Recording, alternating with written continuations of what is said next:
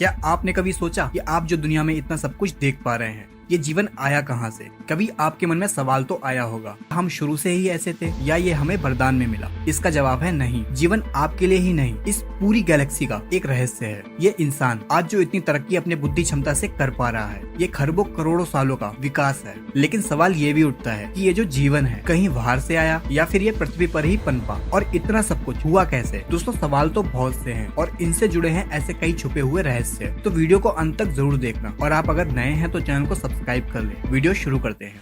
Life इस दुनिया की ऐसी उपलब्धि है जो दुनिया के हर एक कोने में है। पृथ्वी पर हर एक जगह फल और फूल रही है। आज इन सभी प्राणियों में से हम यानी मनुष्य बहुत बुद्धिमान है। ये इससे पता चलता है कि जब इस समय कोई भी प्राणी जो अभी भोजन के लिए संघर्ष कर रहा होगा, वहीं हम इंसान आज मंगल पर रहने का सपना देख रहे हैं। वैज्ञानिकों का मानना है कि पृथ्वी पर जीवन की शुरुआत होना महज एक घटना थी जो कि 4 अरब साल पहले घटी थी। हमने इतने सालों में इतना विकास कैसे किया, चलिए आपको समझाते हैं। इंसान जो आज इतने आविष्कार कर रहा है, आज हमारे पास सब कुछ है। हम आसान भाषा में कहें तो इस पृथ्वी पर इंसान आज सबसे ताकतवर जीव है दोस्तों। लेकिन हमारे जीवन का विकास काफी रोमांच और कठिनाइयों से भरा रहा है। आज इस वीडियो में हम आपको वक्त में पीछे लेके जाएंगे, जब ये दुनिया महज एक आग का गोला था, और कैसे जीवन की शुरुआत से लेकर हम अब तक इतने बुद्धिमान जीव बन पाए। तो आपके सवालों का जवाब खोजने चलते हैं वक्त में पीछे। अभी से करीब 4 अरब साल पहले पृथ्वी बस आग का एक गोला था। हर जगह बस गर्म लावा था। चारों तरफ गैस और मिट्टी के बादलों ने पृथ्वी को चारों ओर से ढक रखा था। इसे ऐसे देखकर ऐसा लगता जीवन इन्हीं सेल्स में बना रहा। अभी से करीब 3.5 अरब साल पहले इस सेल ने खुद के जैसे हूबहू दिखने वाले सेल बनाना शुरू कर दिया और खुद की ढेर सारी कॉपी बना डाली। ये एक अनोखी घटना थी। सेल्स के कॉपी बनाने से जीवन बस विकास की ओर बढ़ने लगा था। ये सेल एक नए जीन्स और जानकारी को बनाने लगे थे। अगर ये सेल्स ऐसा ना करते तो जीवन कभी शुरू ही नहीं होता। 2 अरब साल तक ऐसा ही चलता रहा। पुराने सेल्स नए सेल्स को बना रहे थे,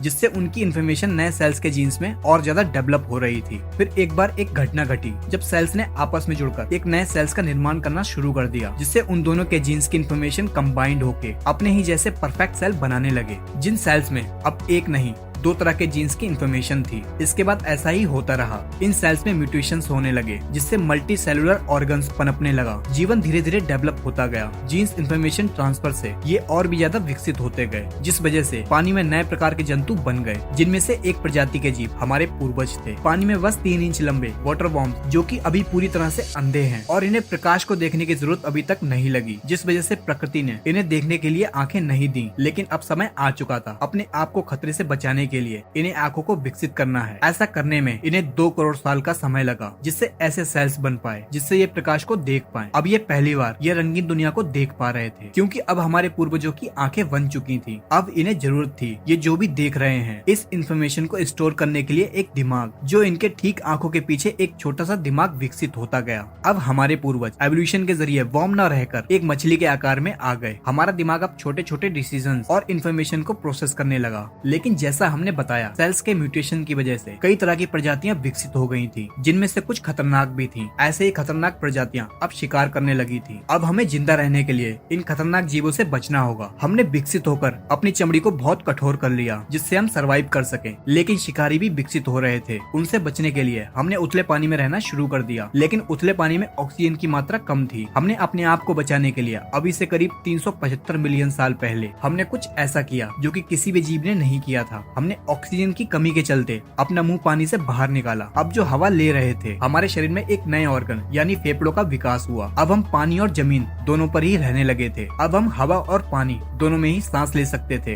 अभी से 365 मिलियन साल पहले हमने जमीन पर एक नई दुनिया देखी। ये वो अनोखा समय था जब हमने पानी को छोड़कर जमीन को चुना था। यहाँ हमारे लिए खाना भी था और पर्याप्त ऑक्सीजन भी। लेकिन यहाँ पर सूर्य की रोशनी बहुत तेज थी, जिस वजह से हमारी चमड़ी और मोटी होती गई। अब हमने जमीन पर जीना सीख लिया था। हमारे पूर्वज अपने वंश को आगे चलाने के लिए अंडे देते थे, जिससे नई पीढ़ी जन्म लेती थी और इस नई दुनिया की इंफॉर्मेशन को स्टोर करने के लिए दिमाग और ज्यादा विकसित हो रहा था। लेकिन इस जमीन पर हम अकेले नहीं थे। यहाँ भी बहुत से जीव मौजूद थे, जिनसे हमें अपने भोजन के लिए लड़ाई करनी पड़ी। इस लड़ाई को जीतने के लिए हमारे शरीर में जेनेटिक म्यूटेशंस के चलते बदलाव हुए, जिससे हमारा मुंह और बॉडी काफी ताकतवर हो गई और हम उनका भी शिकार करने लगे। लेकिन सब कुछ एक जैसा नहीं चलता। प्रकृति को कुछ और ही मंजूर था। 250 मिलियन साल पहले साइबेरिया में पिघला हुआ लावा पृथ्वी की गर्भ से बाहर निकलने लगा। इस मैग्मा की वजह से हानिकारक कार्बन डाइऑक्साइड ने सूरज की हीट को पृथ्वी के एटमॉस्फेयर में बांधना शुरू कर दिया, जिस वजह से गर्मी बहुत ज्यादा बढ़ गई। पृथ्वी के ऐसे माहौल में पेड़ पौधे खत्म होने लगे, जिससे बहुत सी प्रजातियां खत्म होने लगी और देखते ही देखते पृथ्वी की 95% प्रजाति खत्म हो गई। बची हुई 5% प्रजाति में हमारे पूर्वज भी थे और कुछ प्रजातियां भी, जो कि आगे चल के डायनासोर्स बनने वाले थे। धीरे धीरे पृथ्वी पर सब कुछ ठीक हुआ। अब हम एक बिल्ली की तरह दिखते थे। अब हम अपने शरीर को घसीट कर नहीं चलते, बल्कि अपने पैरों से ही आगे बढ़ते हैं। हमने प्रकृति की बहुत सी मार खाई है, तब जाकर हम इतने विकसित हो पाए। लेकिन हम अकेले नहीं हैं, कोई और भी है जिसका विकास ऐसे हुआ है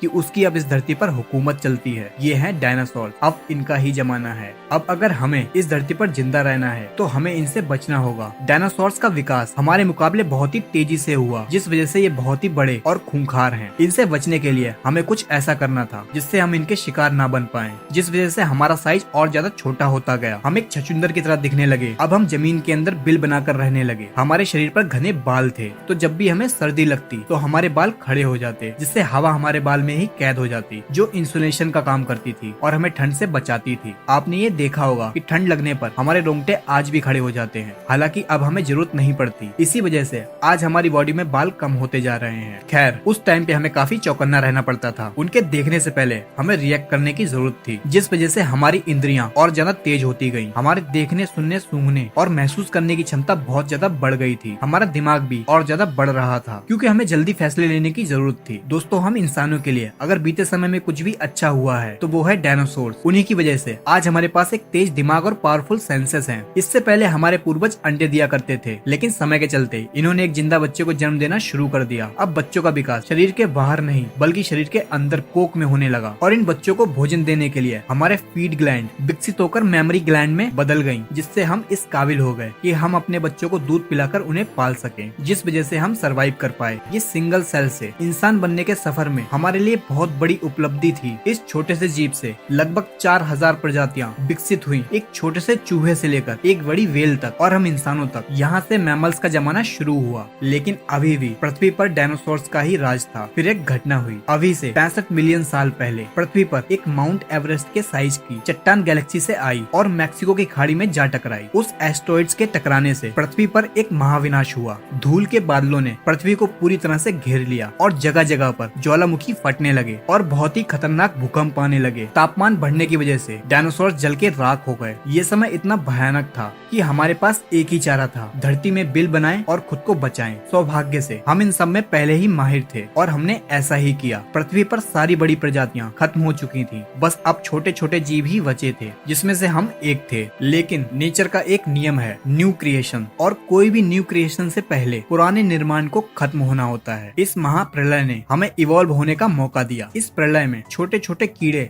जैसे कॉकरोच आदि सरवाइव कर गए। अब हम जिंदा रहने के लिए केवल यही खाते थे। इन्हें ही खा के हमारे पूर्वज ने खुद को आगे बढ़ाया और अपने आप को जिंदा रखा। आज हम धरती पर हैं तो इसमें बहुत बड़ा हाथ इन कॉकरोचों का है, जिनको खाकर हमारे पूर्वज जिंदा रहे। उस समय हमारा साइज 6 इंच का था। धीरे धीरे पृथ्वी की परिस्थितियां फिर से बदलने लगी। महाप्रलय को अब 5 साल बीत चुके थे। पूरी पृथ्वी काफी हरी भरी हो चुकी थी। पेड़ और फल लगने लगे, जिसमें बहुत से न्यूट्रिशन थे। बहुत ही बेसिक बात है, हम जितना भी न्यूट्रिशन लेंगे हम उतना ही लंबा जिएंगे। लेकिन परेशानी ये थी कि फल पेड़ पर थे, तो हमने खुद को इस तरह से विकसित किया कि हम पेड़ों पर बंदरों की तरह चढ़कर उसी पर रहने लगे। अभी से 56 मिलियन साल पहले हम इस पेड़ों की दुनिया के आदी हो चुके थे। अब हमें जमीन से कोई भी लेना देना नहीं था। लेकिन आपको तो पता ही होगा, हमारी दुनिया इतनी आसान कहाँ। आने वाले 10 सालों तक पृथ्वी का टेम्परेचर बदलने लगा, जंगल सूखते गए और छोटे होते गए, जिस वजह से खाने की कमी होने लगी। ऐसे में हमने फिर से सर्वाइव करने के लिए जेनेटिक म्यूटेशंस के जरिए हमारी पूंछ गायब होती गई, हमारे हाथ और पैर और ज्यादा लंबे होते गए, जिससे हम हमेशा पेड़ों की डालियों से चिपके रहते थे। हम पृथ्वी के माहौल के हिसाब से ढलते गए। लेकिन पृथ्वी का बदलाव यही नहीं रुका। अफ्रीका और अरेबियन टेक्टोनिक प्लेट्स खिंचने लगी, जिससे ईस्ट अफ्रीकन रिफ्ट वैली का निर्माण हुआ और इसके किनारे पर 3500 किलोमीटर लंबी पर्वतमालाएं बनी। कभी इंडियन ओशन से लाके बादल पानी बरसाते थे लेकिन उन बादलों को ये पहाड़ रोक रहे थे, जिस वजह से अफ्रीका के उस इलाके में सूखा पड़ने लगा, सारे संसाधन खत्म होने लगे। लेकिन हमारे पूर्वज अफ्रीका के उसी हिस्से में फंसे थे। अब हमने खुद को बचाने के लिए हमने भूख के चलते पेड़ को छोड़ने का फैसला लिया। अभी से लगभग 4.4 मिलियन साल पहले हम पेड़ों से उतरकर नीचे जमीन पर भोजन की तलाश में निकले। अभी हम 4 फीट लंबे थे और हमारा दिमाग एक संतरे के जितना था। अब जो भी पेड़ मौजूद थे वो काफी दूर दूर थे, जिस वजह से हमने ऐसा किया। अब हम धीरे धीरे 2 पैरों पर चलना सीख गए, जिस वजह से हमारे हाथ आजाद थे, जिससे हम नीचे खड़े होकर पेड़ से फल तोड़ लेते थे, जिस वजह से हमारी ऊर्जा इस्तेमाल नहीं हो रही थी। आने वाले 1.2 मिलियन सालों तक हमारा क्रमिक विकास होता रहा और हमारा शरीर इस तरह से विकसित हुआ कि हम 2 पैरों पर और तेज भागने लगे और हम आसानी से खाना पानी खोजने लगे। लेकिन 2 पैरों पर चलने की वजह से बच्चे पैदा करने में कठिनाई आने लगी, जिससे पूरी तरह से विकसित बच्चे को जन्म देना आसान नहीं था। फिर सेल्स म्यूटेशंस के चलते हमने ऐसे बच्चे को जन्म देना शुरू किया जो समय से पहले ही पैदा हो जाते थे। माँ की कोख में बच्चे का जो भी जरूरी विकास होना होता और बचा हुआ विकास जन्म के बाद होता।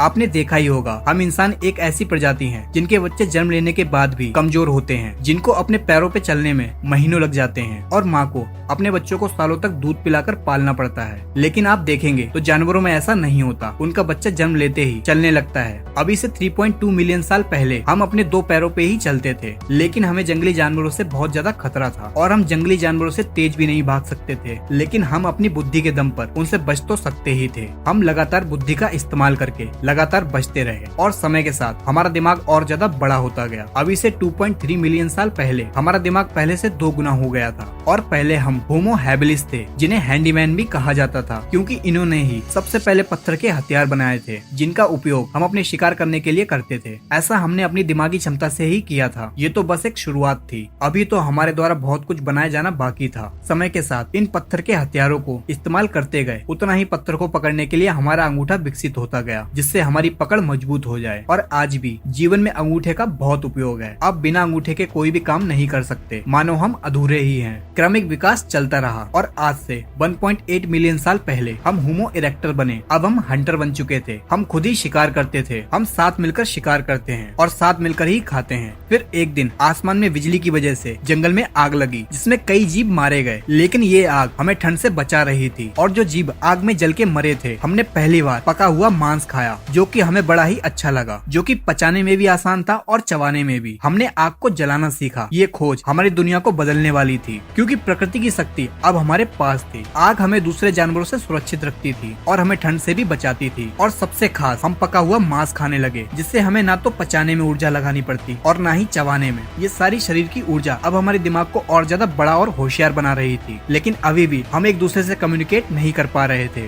जिस वजह से एक दूसरे को समझ पाना मुश्किल था। लेकिन सेल्स म्यूटेशंस ने हमारी जरूरत के हिसाब से गले के मसल्स को बदल दिया, जिससे हम तरह तरह की आवाजें निकालने लगे। अब हम बोलकर एक दूसरे को कम्युनिकेट कर सकते थे। अभी से 4 अरब साल से सिंगल सेल से सर्वाइवल की जंग लड़ते हुए विकास क्रम से सबसे आगे आकर इस पृथ्वी का सबसे बुद्धिमान जीव हम बन पाए। हम मनुष्य, हमने पशुओं को पालना सीखा, खेती करना सीखा, हजारों आविष्कार किए, चांद पर पहुँचे, मंगल पर जाने की तैयारी कर रहे हैं। हम यही नहीं रुक रहे। आप रोज एक नई आधुनिक टेक्नोलॉजी की नई खोज सुनते ही होंगे। इतना सब कुछ हमने 4 अरब सालों में सीख पाया है और अभी भी सफर जारी है। लेकिन क्या हमने कभी ये सोचा, जिस धरती या पृथ्वी पर हम रहते हैं, ये कैसे इस लायक बन पाई कि जीवन को पाल सके? अगर आप ये जानना चाहते हैं तो कमेंट सेक्शन में जरूर लिखें और चैनल को सब्सक्राइब कर लें। और आपको वीडियो अच्छी लगी हो तो लाइक करें।